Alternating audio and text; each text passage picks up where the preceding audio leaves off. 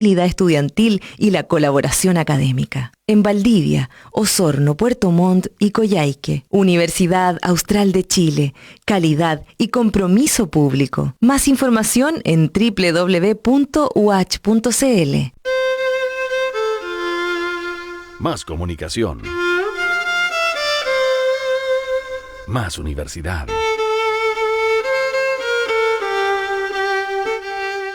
Radio Universidad Austral de Chile. Síganos en redes sociales como Radio UH Valdivia en Instagram y Facebook, @Radio UH en Twitter, y visita toda nuestra programación en www.radiouh.cl.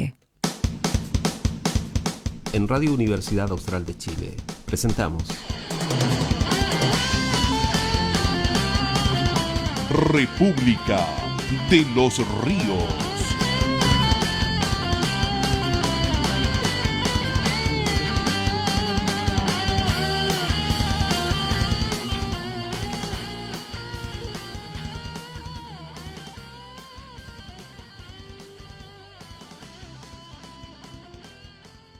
Hola, hola, bienvenidos, bienvenidas. Estamos en República de los Ríos, aquí en Radio Universidad Austral de Chile.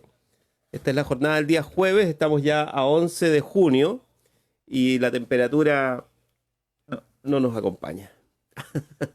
Entonces nos tiene medio resfriados. O sea. Pero bueno, ahí estamos. Los cambios de temperatura que aparecen. Está con nosotros Carla Adman. ¿Cómo estás, Carla?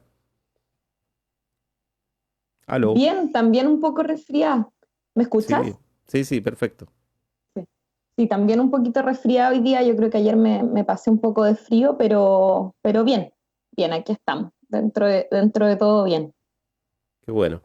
El panel del jueves, hoy no estamos con María José Gatica, entiendo, tiene alguna otra función y está en ello, así es que le enviamos un saludo. De todos modos, si alcanzara a conectarse, podemos conversar aquí, pero vamos a ver. En principio, queríamos entrar por la cuestión contingente, las noticias, muchas de las cosas que quizá usted está comentando a esta hora ya, o ha visto algo en la televisión ayer, o en la prensa de hoy ya, que está más desarrollada.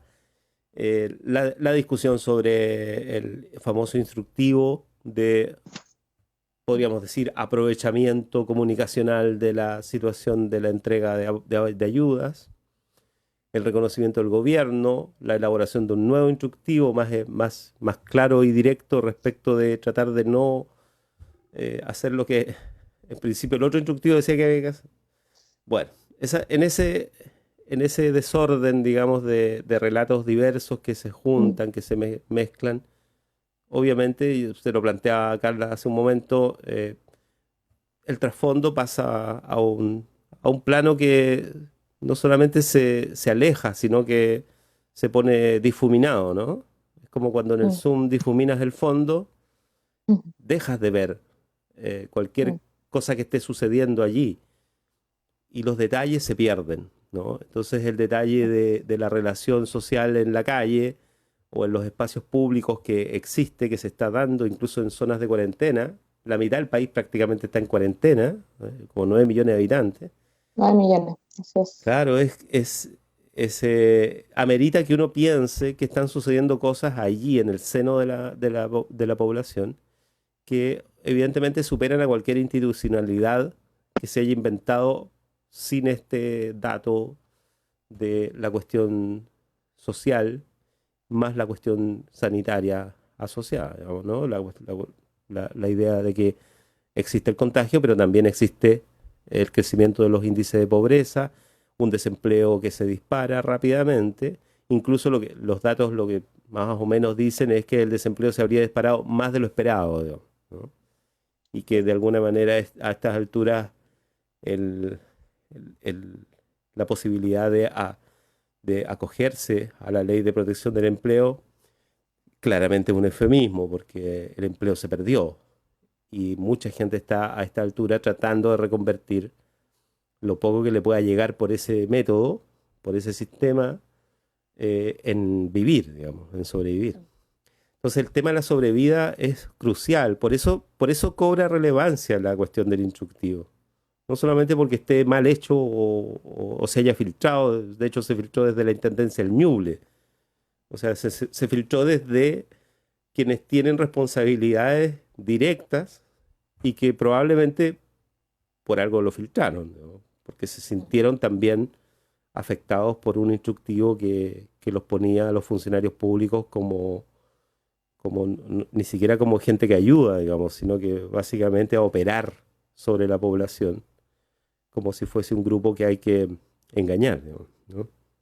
Pero bueno, ahí hay mucha cosa. Yo quería nomás al principio mencionar que una preocupación central, ayer lo conversábamos acá en las entrevistas de la mañana también, que se va a empezar a producir, estamos en el mes de junio, un mes, yo lo he dicho más de una vez, si no pensamos en que este es un mes que todos los años es muy intenso en temas educativos, en el sistema escolar, en el sistema universitario, un montón, digamos, ¿no? Las evaluaciones, los trabajos, el énfasis que tiene este mes en el calendario es más o menos ese. Y además es el inicio del invierno.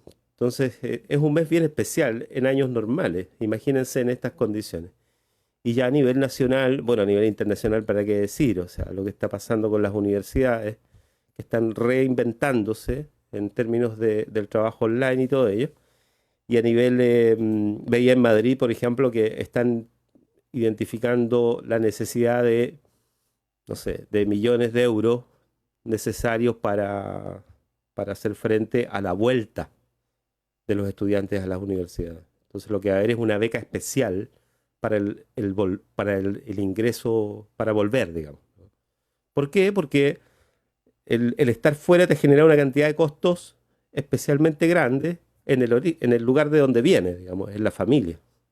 Entonces lo que se lee, y que es una lectura bien inteligente a mi juicio, es que si esa población tiene problemas en la casa hoy, cuando tenga que volver a la universidad y por lo tanto generar una serie de gastos fijos en términos de subsistencia, de mantención, va a necesitar apoyo.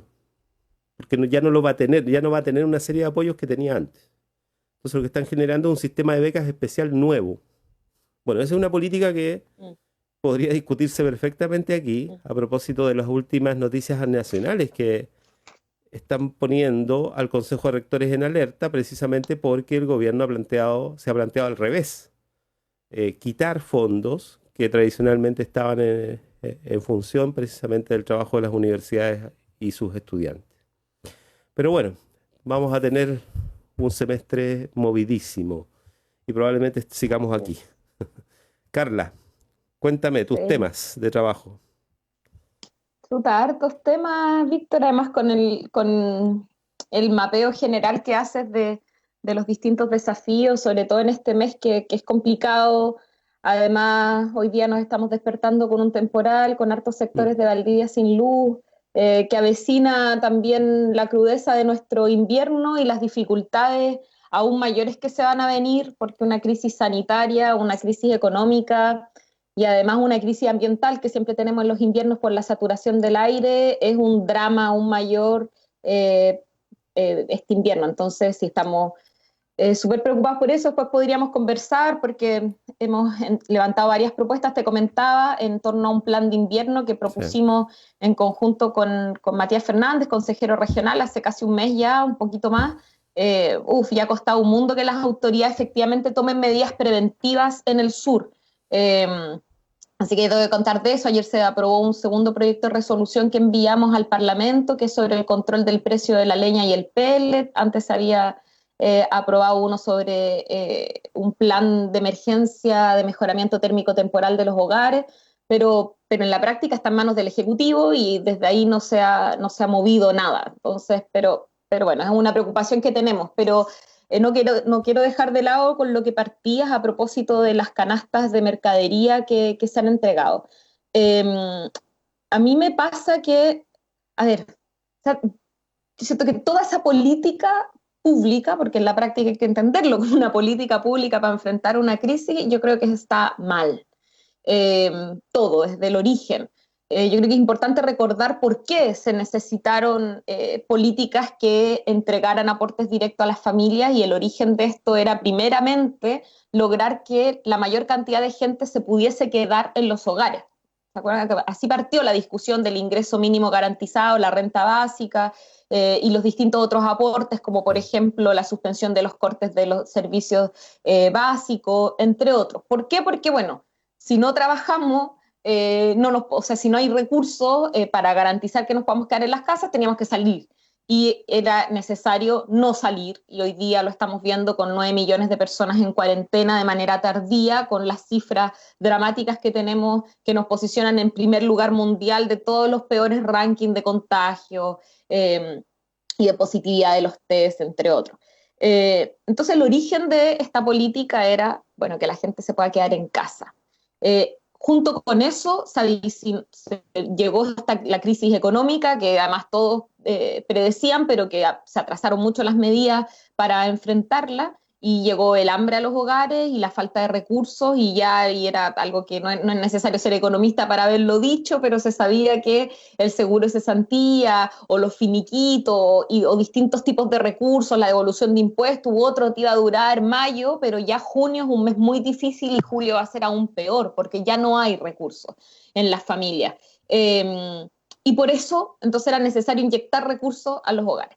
Y el gobierno tuvo una tosudez para no querer dar su brazo a torcer, no sé si fue arrogancia, de verdad que me lo pregunto, y me encantaría que este panel hubiesen seguido la panelista representante de la derecha del gobierno, como la presidenta de la UDI, porque era muy interesante el debate que podíamos tener hace un mes y medio, 2 meses atrás, cuando ellos reafirmaban de que se estaban haciendo todas las cosas bien, que el control de la pandemia estaba avanzando, que Mañalich lo hacía excelente. Bueno, me encantaría saber qué dice ahora la presidenta regional de la UDI, pero de verdad yo me pregunto, ¿fue arrogancia?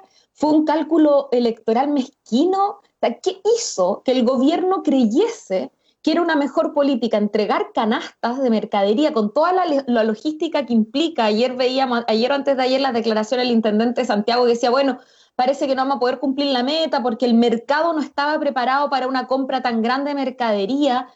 Y uno le decía, oiga, los mercados locales sí están preparados. De hecho, los mercados locales están esperando que la gente compre. Y por eso, entre otras razones, se decía, inyecten más recursos. En vez de toda esta logística para entregar una canasta de mercadería que te soluciona 10, 7 días de una familia, más plata en el ingreso mínimo garantizado, más inyección de recursos, que además implicaba gasto descentralizado. Entonces, primero, una política muy mal pensada.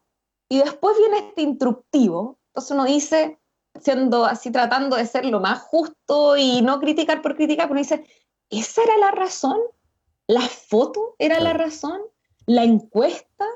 ¿El posicionamiento del presidente como el salvador dentro de un sector que hoy día está viviendo un nivel de vulnerabilidad y precariedad y hambre que requiere de ayuda? Eso era, o sea, de verdad que me encantaría escuchar las razones reales que hay detrás de esto, porque escuchar a la vocera gobierno, a Carla Rubilar, echarse la culpa a ella para salvar en esto al presidente, poner ahí el pecho a las balas, como le ha tocado hacer muchas veces, con un relato muy inconsistente que yo creo que nadie se lo cree, chuta, o sea, estamos de verdad en un drama. El gobierno creo que no sé cuándo se va a tomar en serio la situación que estamos enfrentando.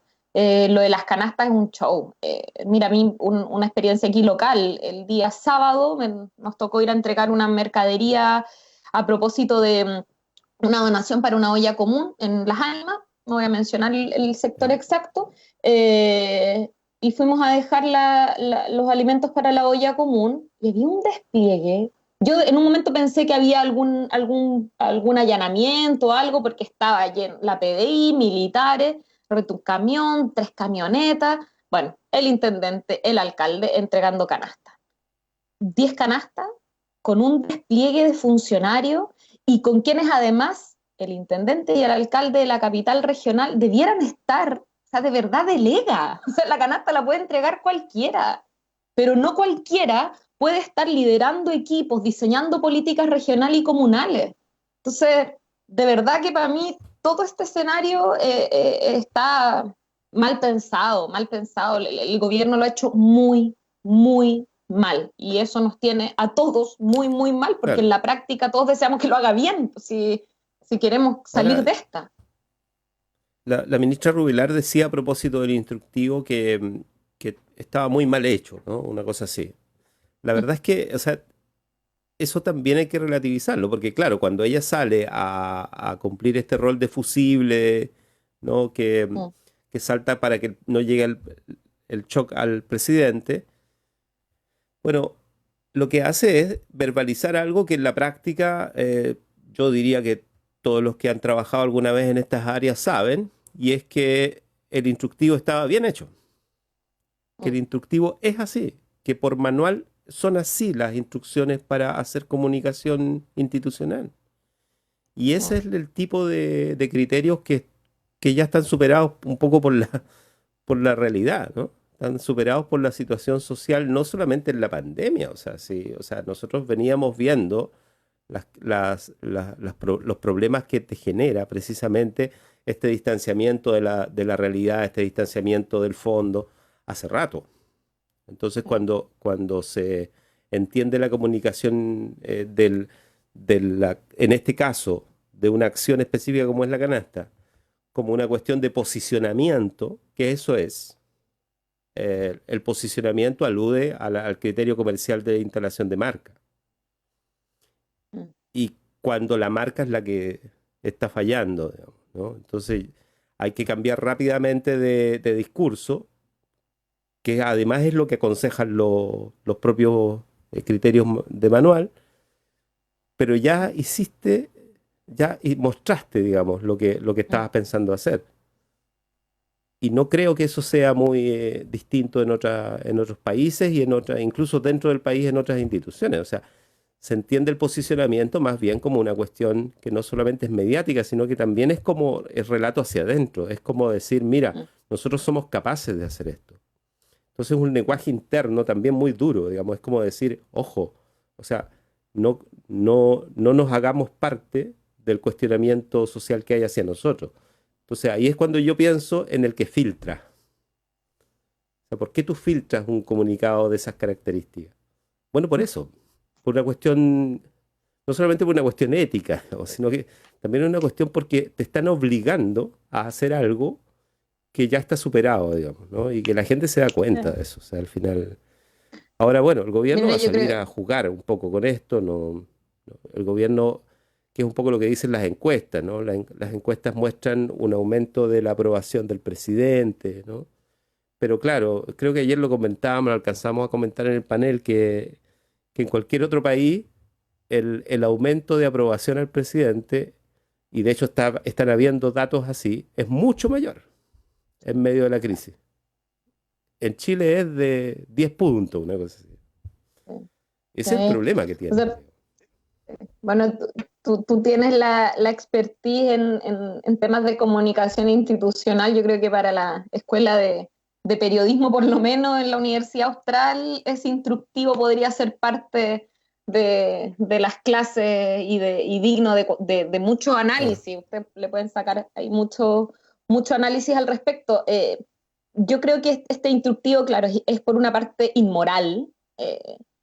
Totalmente antiético, muestra una, puede ser dura la palabra, pero muestra como la miseria humana de quienes están hoy día dirigiendo y tomando las decisiones en una situación tan dramática como la que estamos atravesando.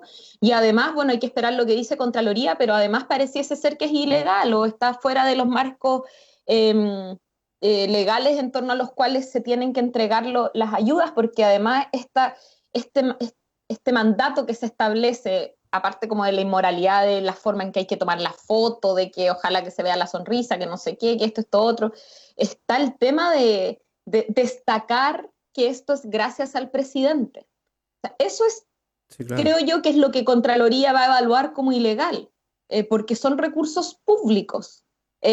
Y como recursos públicos, una política de Estado finalmente. Y sobre todo en momentos de crisis con mayor razón. Y a mí, ¿sabes qué, Víctor? Además me sorprende, como para mirar el lado como positivo, entre comillas, de esta crisis, es que en contraste a lo que ha hecho el gobierno con estas acciones inmorales y totalmente fuera de conexión con la realidad cotidiana, las organizaciones de solidaridad populares, barriales, comunitarias, que se han levantado, en cambio, han hecho sus propios instructivos. Nosotros, por ejemplo, nosotros mismos de Valdivia Solidaria, desde el primer momento sacamos un como protocolo de las entregas de ayuda, y así yo he visto que lo han hecho muchas organizaciones que están hoy día ayudando acá en Valdivia. Ahora estamos, por ejemplo, muchas ollas comunes y también lo mismo, se tienen instructivos entre las organizaciones comunitarias, y estos instructivos lo primero que dicen, porque es de sentido común de quienes vivimos día a día la realidad concreta, es que no pueden haber fotos de las personas que reciben la ayuda, y que además no se individualiza quién las entrega, sino que es un apoyo colectivo, solidario, sin nombre, y que lo que se tiene que, en este caso para las organizaciones solidarias, difundir es el esfuerzo de los voluntarios. ¿Para qué? Para incentivar que más gente ayude, done, se sume, se articule, informes donde se reciben los aportes, etc. Ujú. Entonces, uno se sorprende, o no sé si ya hay sorpresa en esto, pero la desconexión por un lado del mundo institucional y de este gobierno con la realidad social, y por otro lado la profunda conexión y sentido de realidad, de urgencia que tienen las organizaciones comunitarias de base con lo que está sucediendo. O sea, yo le diría a Carla Rubilar y a quienes tengan que redactar el nuevo instructivo, miren los instructivos que han hecho cientos de organizaciones comunitarias en todas las comunas del país. Ahí está cómo se entrega la ayuda. Claro, cuando el objetivo es otro, digamos. Claro, cuando el objetivo es realmente resolver una cuestión urgente y ni siquiera resolverla. ¿Sí? Esto tiene rango de crisis por eso, porque no lo vas a resolver mucho menos simplemente haciendo un relato a partir de lo que haces todos los días. O sea, va a haber que después mirar lo que pasó y todo ello, digamos, se hará historia sobre esto. Pero por ahora hay que estar en el día a día. Yo sé que hay mucha gente que está mucho más expuesta que nosotros, o que yo, hablo por mí, digamos, ¿no? Que tiene que estar, en definitiva, en lugares donde el contagio es inminente. ¿Para qué hablar de los profesionales de la salud, los trabajadores, trabajadoras que hay ahí, en las comunas?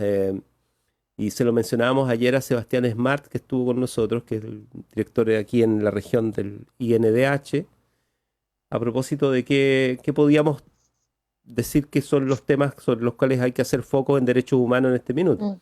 Y uno de ellos, que lo conversábamos un poco, era el tema de la alimentación. La alimentación es un derecho humano, ¿eh? Y eso está en este minuto fragilizado. Entonces yo le comentaba que la autoridad sanitaria aquí en la región hizo un evento virtual, de hecho, que no salió mucho en la prensa, también por lo mismo, ¿eh? Porque podía ser entendido de otra manera, ¿no? Pero se hizo una reunión virtual en la que se invitó a gente que esté trabajando en ollas comunes para ayudar en temas no sé, pues de protocolo de tratamiento de Protocolo alimentos, sanitario, ¿no? sí. Todo ello. Nosotros igual Exacto. estuvimos como Valdivia Solidaria, sí. Ah, mira qué bien. Y lo que me comentaban es que lo primero que llama la atención es que se conectan de comunas. Entonces nosotros, claro, uno cree que aquí están las ollas comunes, las organizaciones que uno conoce, la gente que es súper activa socialmente, pero hay gente en comunas que está organizada haciendo ollas comunes y que evidentemente no aparece en ningún lado, y que además está muy preocupada de lo que está haciendo, que se conecta y que pregunta y que participa y que... ¿Por qué? Porque la crisis social es de mayor alcance del que hemos visto. No hemos visto todo lo que está pasando todavía. Sí. Sí, bueno, yo no participé directamente, pero del equipo de Ollas Comunes de Valdivia Solidaria también participaron de esa reunión, y comparto lo que tú dices, porque además, a ver, yo de verdad que creo de que la expresión de las ollas comunes o de las entregas de mercadería que se organizan desde plataformas solidarias de ciudadanos y ciudadanas va 3 pasos adelante o 10 pasos adelante del gobierno. O sea, este mismo ejemplo que te decía de instructivos que dignifican a la persona en su derecho a la alimentación, no como un receptor inferior el cual tiene que agradecer un apoyo como caritativo, Yo te comentaba antes de que partiéramos el programa que a mí uno de los videos, de lo que más me indignó de un video que difundió la Intendencia de Santiago cuando están entregando las canastas, el intendente, la primera dama y qué sé yo, Ujú. era, aparte del hecho de que habían lleno de periodistas, de cámaras, etcétera, este acto de diálogo que tiene el intendente, en este caso de Santiago, con una mujer de su misma edad, me imagino que él, más o menos, así uno ve la foto, y le habla como si fuera una niña. ¿Cómo está usted? Aquí tiene... Oye, a mí me indigna, digo, ¿qué hay detrás de eso? Para que tú como autoridad creas que le tienes que hablar como niños a personas que son de tu misma edad, que tienen tus mismos derechos, probablemente tus mismas capacidades y solo que tuvieron menos oportunidades que tú. Entonces, ahí hay bueno, eso yo creo que al final refleja lo que hay detrás, que es una concepción política, ideológica, de cómo los que hoy día están gobernándonos entienden que explican, por ejemplo, la pobreza. Ellos explican la pobreza porque, pucha, eres una persona con menos capacidades.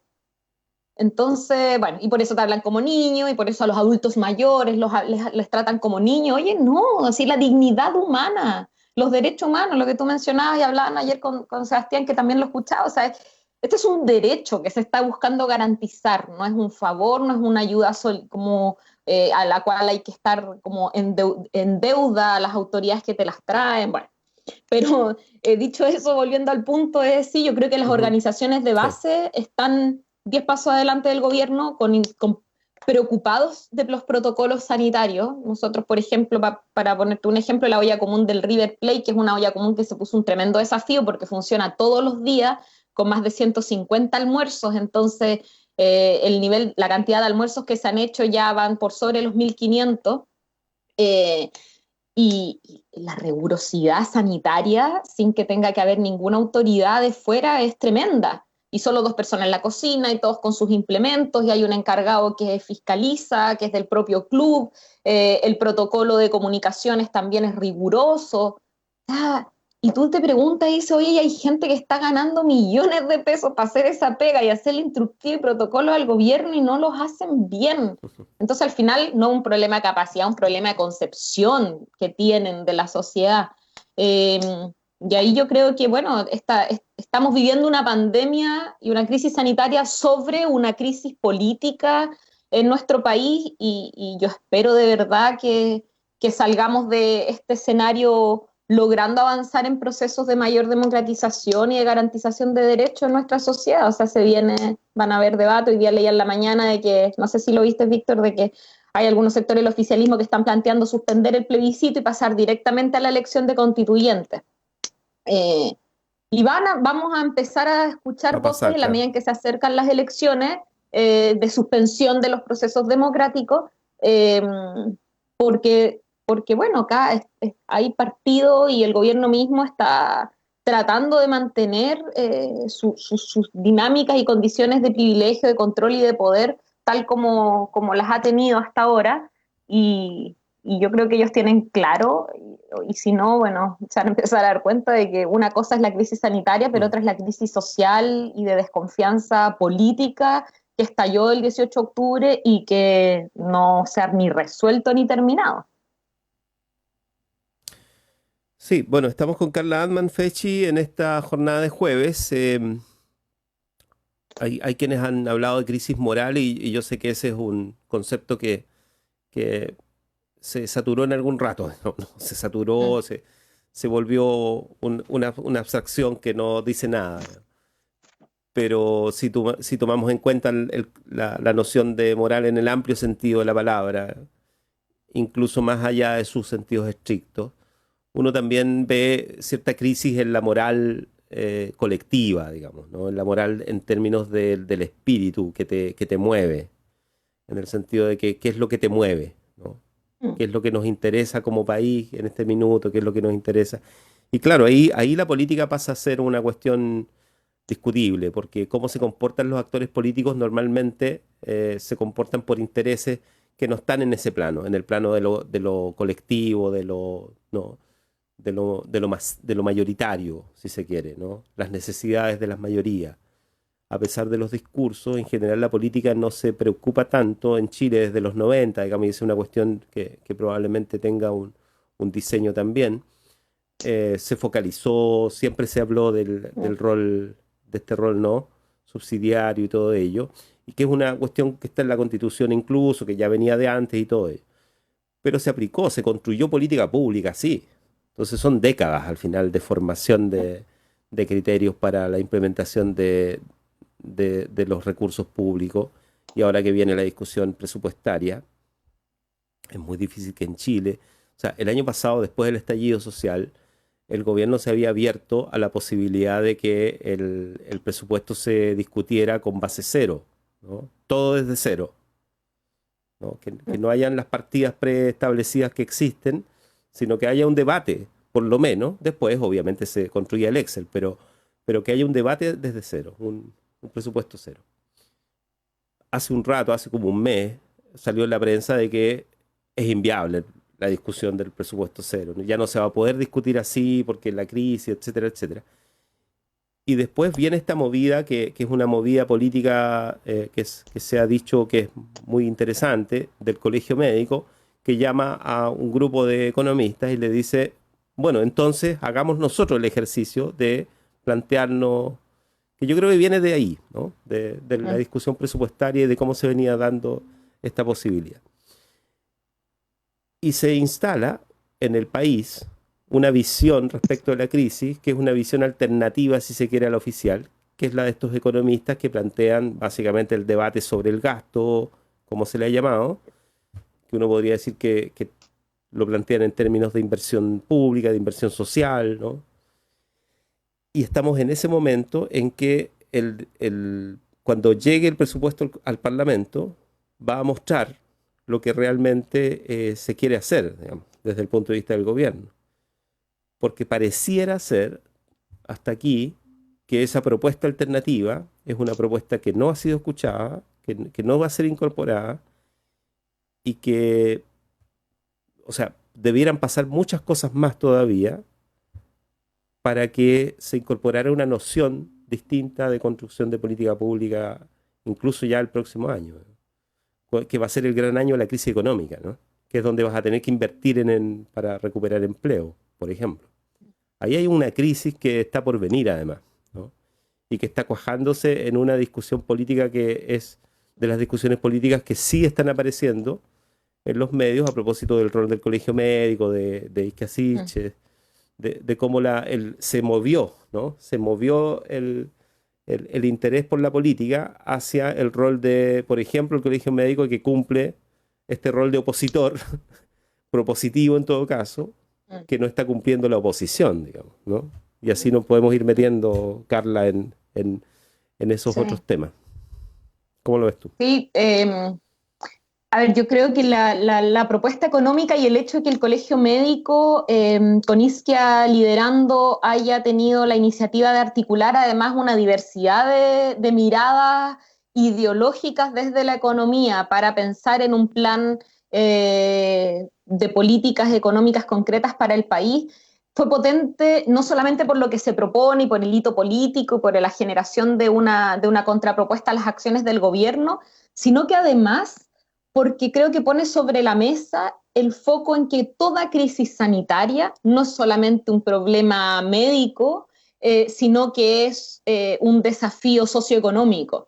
Cuando tenemos al ministro de Salud diciendo de que él no sabía el nivel de hacinamiento y de pobreza que había en el país, y que eso ha implicado, entre otras cosas, que las políticas que ellos han pedido que se implementen, como el quedarse en casa, mantener la distancia social, no se hayan podido llevar a cabo, y se muestra como sorprendido, ahí yo creo que hay un tremendo aporte del Colegio Médico y de Isquia Siches cuando dice, ojo, o sea, cualquiera que tiene la responsabilidad de tomar decisiones de políticas, en este caso de salud, tiene necesariamente que atender las condiciones materiales.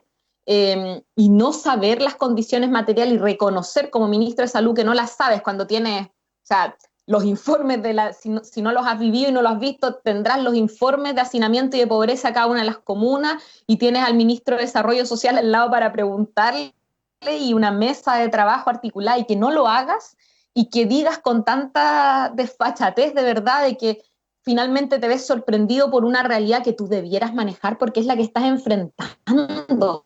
Y además todos los distintos organismos de expertos y sectores políticos decían, o sea, ojo, no basta solo con decir quédate en casa si no resuelve las condiciones materiales. Ojo, van a trasladarse los contagios de la zona de altos recursos a la zona de sectores populares. Y ahora está el llamado, ojo, se están trasladando los contagios a la gran batalla que denominó el ministro en Santiago a regiones. Y aquí tal vez me tomo un punto, Víctor, para abrir también esa conversación. El invierno va a ser muy duro.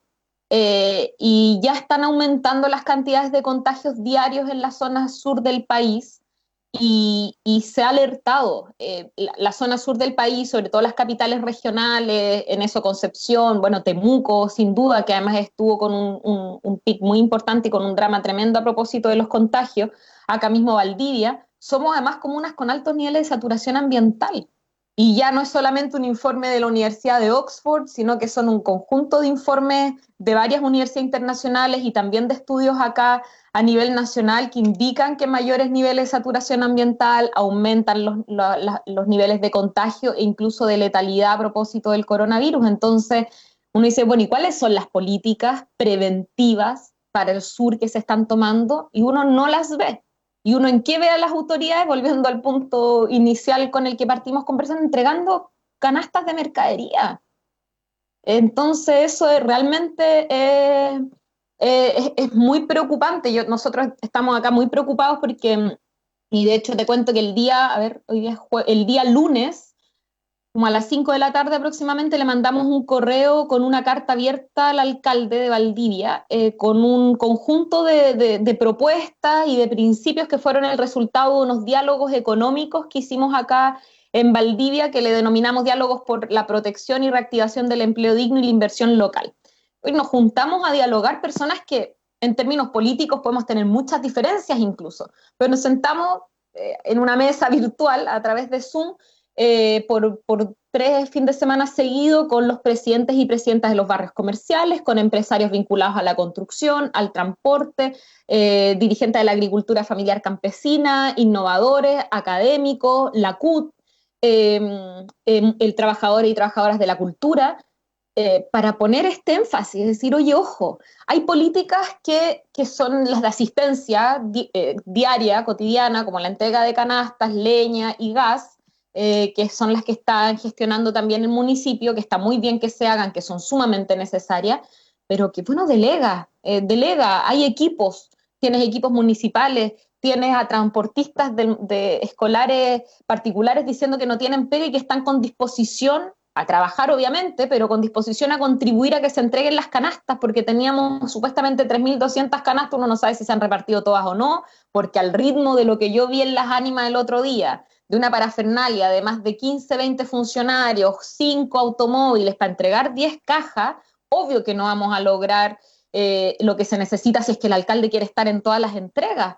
Lo que se debiera hacer en los transportistas escolares y todos los recursos de automóviles que tiene el municipio, entregar en 3 días las canastas si se puede. Si las organizaciones solidarias hemos entregado más de 200, 300 canastas, distintos espacios, con 0 recursos. ¿Cómo no va a poder un municipio? ¿No? ¿Qué dice?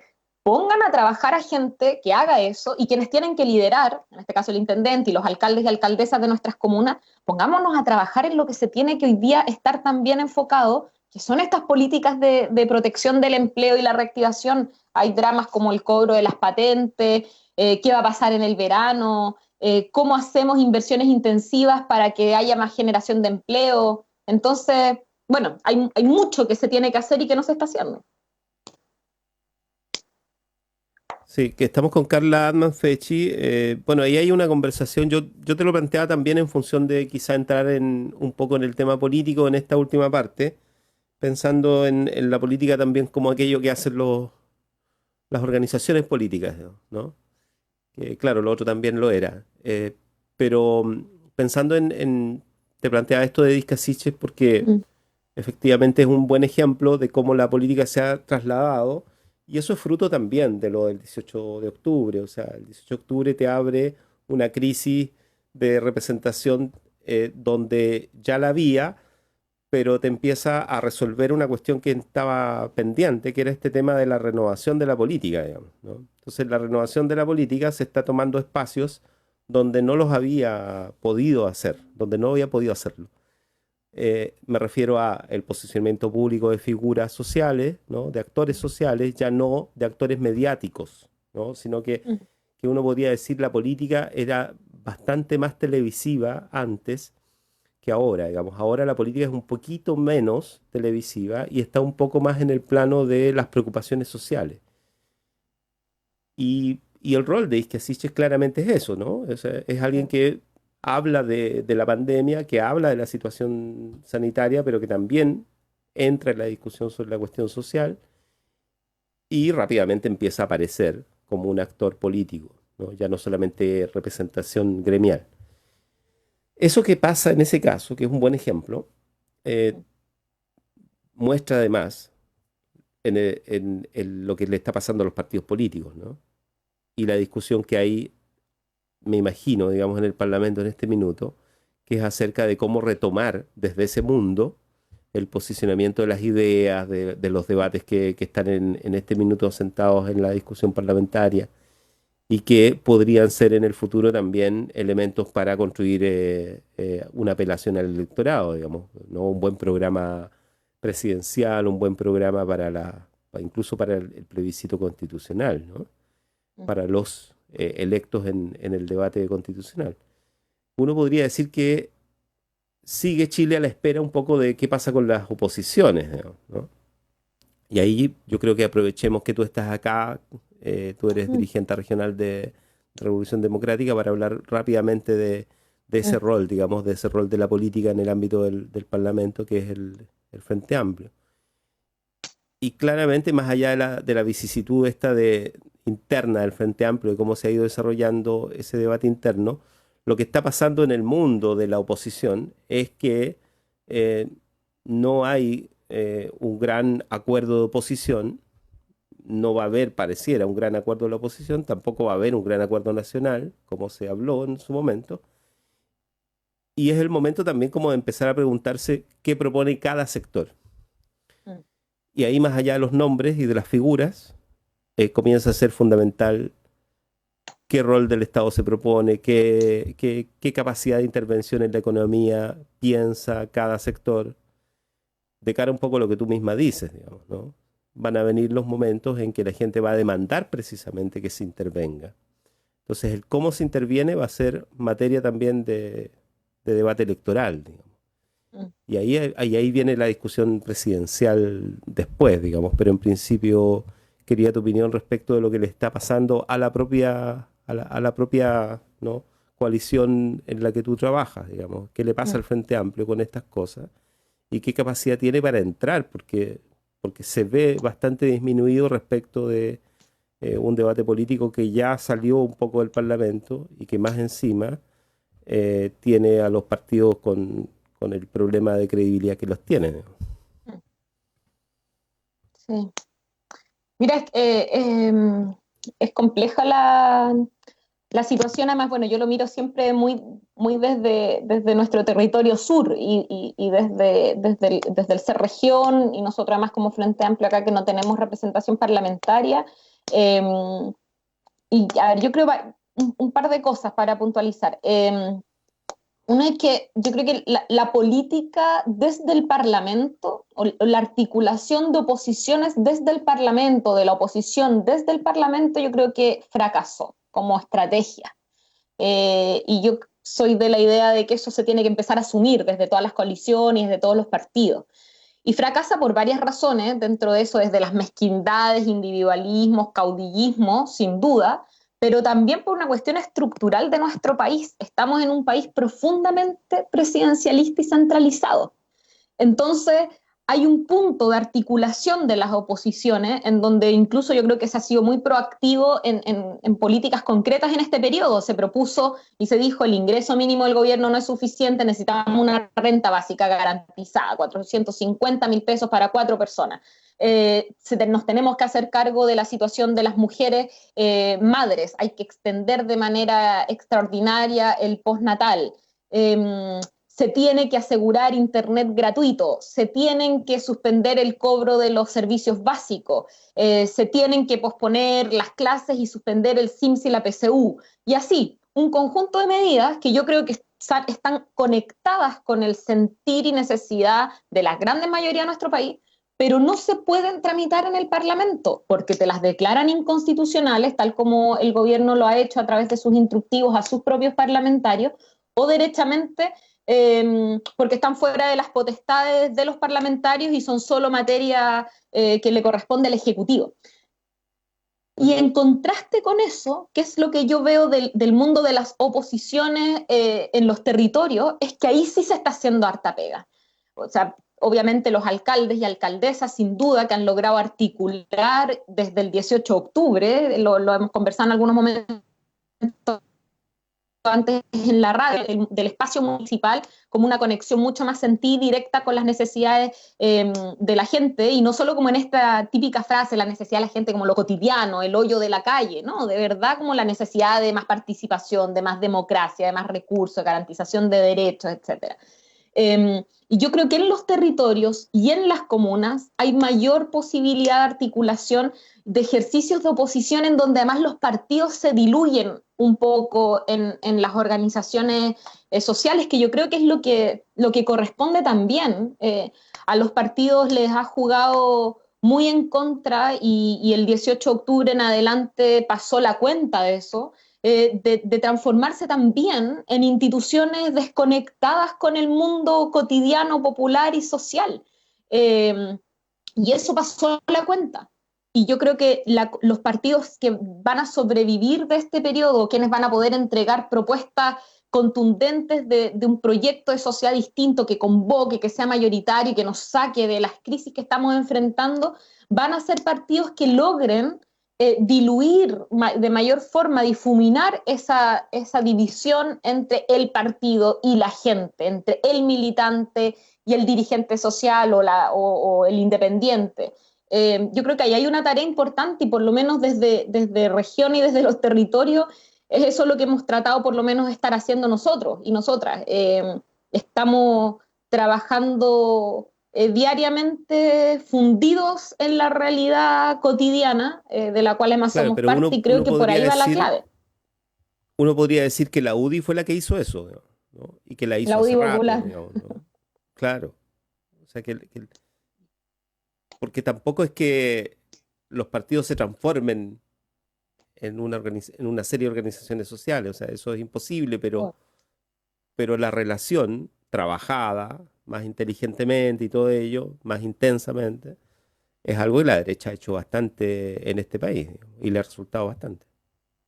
Y lo hizo, bueno, con una concepción también, o sea, acá obviamente existen distintos partidos porque también existen distintas concepciones de mundo y sin duda una cosa es como el hecho mismo de vincularse, ¿cierto? Y la otra es cómo lo haces, como volviendo al ejemplo de las canastas.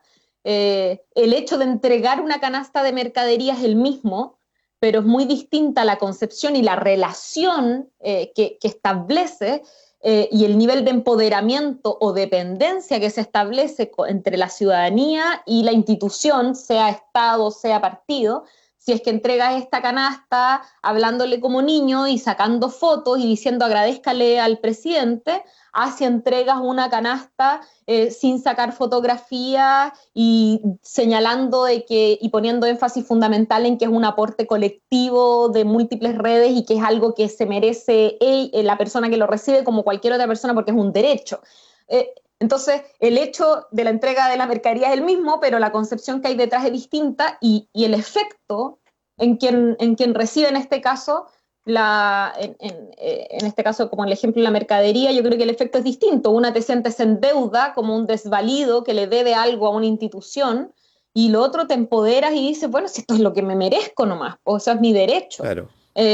Y ahí yo creo que también es la forma distinta en la cual cada uno de los partidos se vincula y hace el trabajo territorial que le corresponde hacer. Ahora, insisto, mi esperanza en la rearticulación de un proyecto de oposición y de izquierda está fundamentalmente en lo que podamos hacer desde los territorios con un proyecto profundamente descentralizador y democrático. Si es que se sigue creyendo que se van a poder rearticular desde el Parlamento, vamos a tener a Lavín de presidente en el próximo periodo y nos vamos a estar preguntando, bueno, ¿qué es lo que pasó? Y vamos a llegar a la misma conclusión, la desconexión de un programa que puede representar a la gente, pero que no está instalado ni enraizado en los espacios territoriales, no es suficiente cuando lo que se necesita es efectivamente una vinculación directa en donde se termine esta división entre lo político y lo social. Ujú. Sí, sí, estamos con Carla Adman Fechi conversando hoy en este día jueves en República de los Ríos. Claro, la política también es lo que la gente dice, ¿no? No solamente lo que hacen los políticos, y en eso sí hay no solamente una pérdida de confianza en los partidos, que es algo tan dicho, ¿no? Y que está tan retratado en los estudios, sino que fundamentalmente es como decir, lo que hagamos lo vamos a hacer fuera de ese ámbito, fuera del ámbito, por lo tanto, incluso de la representación política. Lo vamos a hacer por fuera, entre comillas, ¿no? Como demanda social, y en esa demanda social se integran todos aquellos elementos que hacen crisis.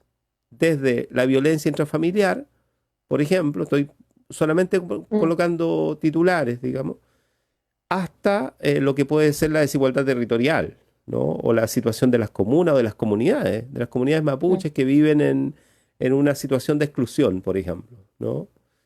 Y yo sé que incluso la palabra exclusión se queda corta como para identificar los problemas que socialmente uno podría decir que están en la preocupación de lo que tú mencionas como la sociedad, ¿no? Reconstruir esas actorías políticas, desde, por ejemplo, lo que en su momento fue aquí la Asamblea de Cabildos, es muy difícil transformarla en una expresión política, que eso se transforme en una expresión política. O sea, lo que te estoy diciendo es muy difícil hacer lo que tú dices que hay que hacer, ¿no? Porque los que más podrían hacerlo incluso ya dijeron que no lo quieren hacer con los partidos políticos. Independiente de que eso es una forma de decir, ¿no? A eso me refiero. O sea, esos son relatos al final, ¿no? Todos al final nos conocemos, todos ocupamos los mismos espacios, digamos, ¿no? Nos encontramos en las mismas cosas. Pero es el relato, es la forma de decir qué es lo que estamos haciendo. Es como la forma de contarnos a nosotros mismos qué es lo que queremos hacer con nuestra comuna, con nuestra ciudad, etcétera. Eso no está, digamos. Y ahí sí hay un quiebre de relatos. Hay 20 relatos distintos y cada uno dialoga consigo mismo. ¿Mm? Con mi grupo, con mi campaña, con mi sector, o por último con mi, en el caso tuyo, con mi carta al alcalde, digamos, ¿no? O con mi carta al municipio. Entonces hay más diálogo interno hacia la construcción de relatos más identitarios en política, que una cuestión que está fuera, donde no hay control, donde es imposible grandes representaciones, ¿no? Grandes procesos de unidad, por lo tanto, y que está pasando, digamos, y que eso va a suponer, y yo diría que ahí no están solamente no sé, las cabezas más calientes ni nada por el estilo, digamos. O sea, ahí está gran parte de esta sociedad que vive estos problemas y que trabaja todos los días en torno a estos problemas. Sí, estaba leyendo algunos de los comentarios de los debates ahí que se abren en los comentarios. Sí, o sea, es difícil. A ver, estamos en un momento, ayer escuchaba también el programa en la mañana, de mucha incertidumbre. Yo creo que hoy día es muy difícil prever qué va a pasar en términos políticos, cuáles van a ser las elecciones y la forma en que se movilicen los votantes, etcétera. Yo creo que eso todavía es muy incierto porque es tan incierto porque es muy incierto lo que va a pasar en julio, ¿no? En qué situación vamos a estar en términos sanitarios, a nivel económico. Es muy incierto lo que pase con este gobierno también. Tenemos en primer lugar un plebiscito, que a mí me parece que además ahí está una de las claves. a propósito de lo que tú preguntabas al comienzo, Víctor, yo creo que va a ser tiempo también de discutir sobre las concepciones de sociedad, de Estado, de derechos que tenemos. Hay concepciones distintas y por eso también existen los partidos y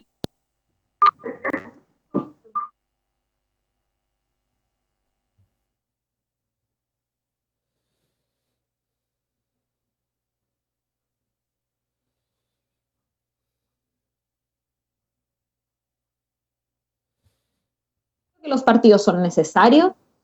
Creo que me escuché como un retorno. Creo chuta que se ha hecho mal también, muy mal, y que hay que reformular las formas de trabajo desde los partidos. Ahora, lo que a mí me gustaría ver y lo que espero que pase es que las próximas elecciones de lo que sea sean mucho más programáticas que en torno a las personas. Y que es algo que va también como, es contraintuitivo, es como va en contra del sentido común, porque en general lo que uno encuentra es la gente que dice yo voto por la persona y me gusta más la persona que el partido, ¿cierto? Porque la persona yo la conocí y está súper bien, obvio, si la calidad humana también es importante, le creo o no le creo, es honesto, cuál es la trayectoria política, laboral, uno necesita saber esas cosas, pero también uno necesita saber de qué partido es la persona o qué concepción de mundo tiene. Y eso yo creo que es súper importante y la posibilidad que tenemos de que la primera elección tras esta crisis sanitaria sea una elección programática, creo que es una gran oportunidad para reformularse desde quienes somos ciudadanos y estamos haciendo política en distintos espacios. Porque vamos a discutir si queremos cambiar o no la Constitución. Y por lo menos lo que yo recuerdo de los diálogos y debates que tuvimos acá, por ejemplo, con la presidenta regional de la UDI, ella decía de que considera que la Constitución ha demostrado en este periodo de pandemia funcionar bien y que cree, por tanto, de que tenemos que mantener la Constitución. Y ahí ella y ese sector dará sus razones, que es el mismo sector además de Joaquín Lavín, darán sus razones de por qué creen que la Constitución ha funcionado bien. Y nosotros tendremos que dar nuestras razones de por qué creemos.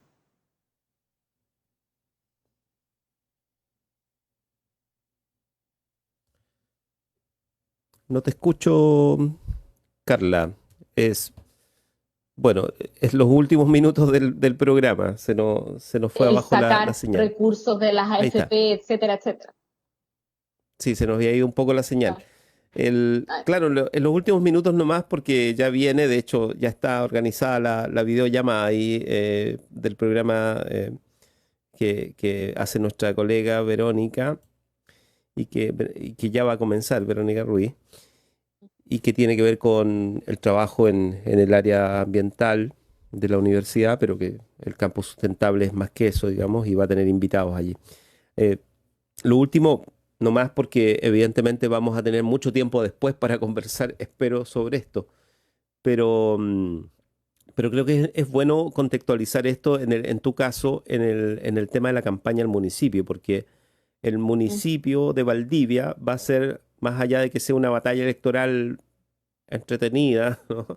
Interesante para todos, para todas, eh, es un tema, es un lugar donde se va a tener que verificar todo esto que estamos conversando, digamos. O sea, allí, a propósito de la reelección, los límites a la reelección, que no afecta, de hecho, al alcalde Sabat, pone de nuevo en el tapete esto de cómo va a pensar la UDI, la derecha, la coalición de gobierno, cómo va a pensar también su rol en las municipales, ¿no? Y la relevancia que tienen las municipales para el proceso político.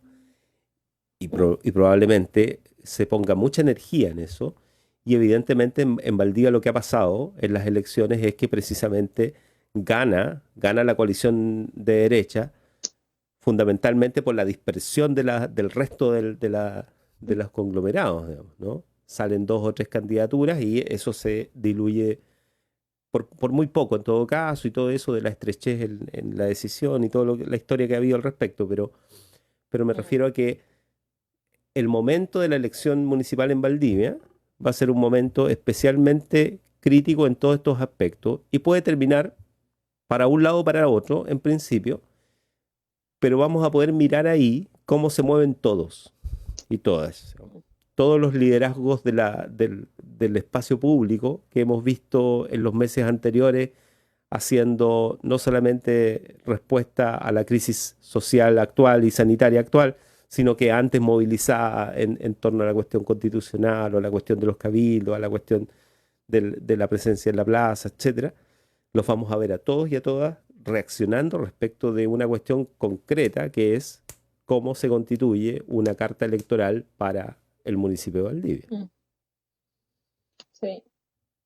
Sí, mira, yo soy de las que cree, y desde que anunciamos nuestra candidatura ya hace tanto, como hace 2 Chiles atrás, en agosto del año pasado, ha pasado mucha agua bajo el puente, pero lo dijimos con una convicción unitaria. Pero, y yo ahora estoy cada vez además más convencida de eso, ojo, no es la unidad porque los números o si no den. Yo creo de que vamos a enfrentar unas elecciones municipales bien excepcionales. Ojalá, lo que proyectamos y proyecto es que va a votar mucha más gente.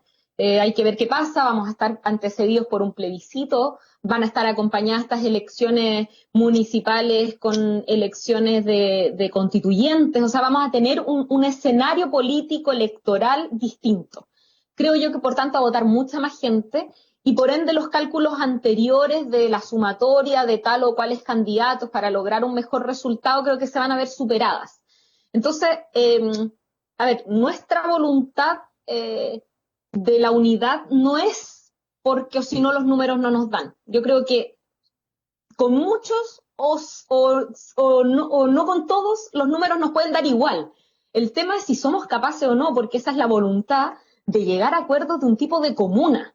Porque una cosa es ganar una elección, que es una de las tareas sin duda, y después la otra es gobernar una comuna y gobernarla de una manera distinta para llevarla o encauzarla a un tránsito nuevo, en donde efectivamente mejoremos las condiciones de vida y democraticemos la calidad de las instituciones de nuestro territorio. Y para eso yo creo que se necesitan voluntades unitarias, más que para ganar la elección, para el día después de. Y esa ha sido nuestra invitación siempre. Conversemos y discutamos del proyecto comunal. Esa es la intención también que hay detrás cuando le enviamos esta carta al alcalde. De hecho, lo que le estamos diciendo, y aprovecho de repetirlo porque lo hemos dicho por varios medios, oye, tenemos muchas diferencias. Muchas, o sea, no estamos, el alcalde imagino que va a ir de candidato nuevamente, quiere salir reelegido para un tercer periodo, nosotros queremos llegar al municipio también, o sea, en términos concretos somos competencia electoral, pero estamos en un momento económico, sanitario, social, que requiere de que nos pongamos todas las voluntades a ver si llegamos a puntos de acuerdo, por lo menos eso, si es que no, bueno, pero intentémoslo. Y hay miradas concretas y propuestas concretas ahí. Yo pongo un solo ejemplo que me parece que es súper emblemático, es por ejemplo Valdicor. Nosotros somos la única comuna del país que tiene una empresa municipal y estatal, o sea, el municipio y Serviu se la comparten, y la tenemos sacando árido, cuando es una empresa constructora. Una de las propuestas, por ejemplo, en líneas de trabajo es ¿por qué no hacemos un plan intensivo de mejoramiento térmico municipal y de mejoramiento, por ejemplo, en la infraestructura comunitaria en la zona costera pensando en la época de turismo en el verano? Generamos empleo, mejoramos condiciones de vida, enfrentamos con mejor eficiencia energética en el mediano plazo el uso de calefacciones en los hogares, etcétera, etcétera. Bueno, yo soy de un mundo político y social que cree que es una tremenda oportunidad tener una empresa municipal y que hay que ponerla a funcionar. Y hay otros sectores que creen que en realidad si se privatiza mejor. Entonces, eso es distinto y eso hay que discutirlo y hay que conversarlo y hay que ponerlo sobre la mesa. A mí que me gustaría que todos los que estamos de acuerdo con que Valdicor tiene que ser una empresa municipal ejemplar que active proyectos de construcción dignos y que genere empleo digno también en nuestra comuna, bueno, que estemos trabajando juntos para un mismo proyecto municipal. Para mí esos son como los criterios, programáticos más que electorales, porque creo que a nivel electoral hay tanta incertidumbre que los números nos van a sorprender. Agreguemos a eso algo que el lunes alcanzamos a dejar planteado aquí en la radio, que en una conversación con dirigentes sociales de la costa, que es el problema del acceso al agua y de cómo ellos están viendo que esto viene asociado a, por un lado, la presión social sobre el APR, o sea, el APR tiene que resolver el problema de abastecimiento cuando en rigor no tiene herramientas posibles para responder a todas las necesidades. Y por otro lado viene la presión inmobiliaria respecto al territorio. Y cada vez aparecen más iniciativas de ocupación con proyectos de viviendas de clase media hacia arriba, digamos, para decirlo en términos muy genéricos, y que ven los que están ahí, las organizaciones sociales, los que están preocupados de los vecinos, de la situación incluso sanitaria, ven que eso va a agravar la demanda, la situación de uso de los recursos hídricos que ya son escasos en la costa. Te lo dejo planteado nomás y agradecerte además, Carla Adman Fechi, que está con nosotros por esta conversación. No, gracias a usted y ojalá los próximos jueves no nos fallen las otras panelistas, porque yo creo que es un buen espacio el que han generado ustedes como radio de poder debatir entre diversas miradas de mujeres diversas para plantearnos los desafíos comunales y regionales. Así que para que la próxima vez no sea tanto el monopolio de la palabra en mi parte, sino que podamos debatir con otros y otras, porque sin duda eso nos va a permitir nutrir más las miradas.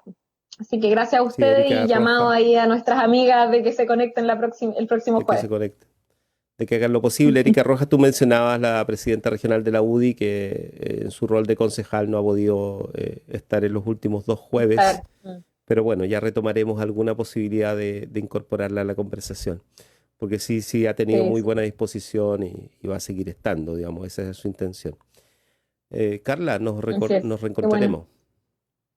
Ya, pues, nos veremos el próximo jueves. Un abrazo grande y cariño a todos y todas quienes comentaron ahí los debates que se armaron. Qué bueno, que estén bien. Sí, los saludo rapidito porque siempre es bueno agradecer además a quienes se dan el tiempo de opinar y todo ello. Miguel Ángel Ramos Figueroa dice, a propósito de los instructivos y de las fotografías y todo ello, dice... se veía un show, nadie consciente quiere verse involucrado en un teatro ante la necesidad. Ionesco queda corto, dice. Vean, el guiño a la vanguardia del arte escénico. Buenos y lluviosos días, Claudia Patricia Angulo, Marina Barrete, buenos días, este gobierno es un chiste, bueno. Cero compromiso y responsabilidad con la gente, la crítica dura que hay hacia el gobierno en muchos lugares. Claudia Angulo dice, estamos claros que los instructivos existen y que se dan en cualquier gobierno, he visto muchos.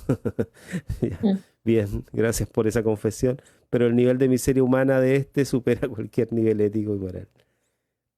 Miguel Ángel Ramos Figueroa dice, Dios hablándole al pueblo, los médicos le hablan así a sus pacientes, la distancia, ¿no? Algo tan estudiado. Lilian Valenzuela dice, así es Lavín presidente. Eso dicen las encuestas y creo que es el más óptimo, porque el resto, un asco. Lilian Valenzuela Castillo, también participando. Y bueno, más comentarios. María Cecilia Darmendrail. La derecha, hay que reconocerlo, a través de su rol asistencialista y caritativo, ha reunido agua hacia sus caudales. Y es lo que siempre ha hecho, en eso, por alejarse de la realidad del pueblo y por su tradición a las justas demandas sociales planteadas de los partidos que se dijeron de izquierda, es lo que hace que surjan los Lavín como presidenciables y tengamos en esta región una senadora que no nos representa.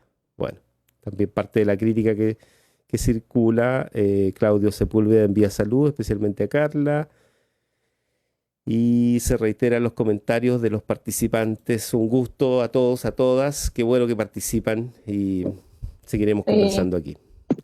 Gracias, Carla, nos recortamos. Un abrazo, sí, cariños, y que bueno, sea un buen día pese a la lluvia, que está difícil la cosa, con las colas además en el centro para los distintos servicios públicos y trámites, no va a estar fácil, así que a echarle para adelante. Me lo comentaban hoy. Un abrazo. Sí. Nos reencontramos, vamos a hacer la pausa nosotros y ya viene Campus Sustentable aquí en la radio de la Universidad Austral de Chile. Nos reencontramos en un rato más. Chao. Chao, cariño. En Radio Universidad Austral de Chile hemos presentado República de los Ríos.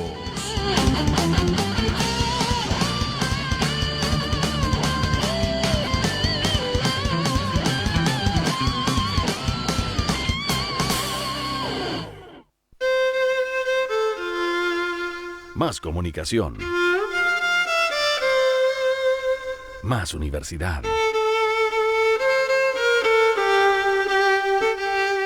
Radio Universidad Austral de Chile. La Universidad Austral de Chile realiza una permanente vinculación con el medio regional, nacional e internacional.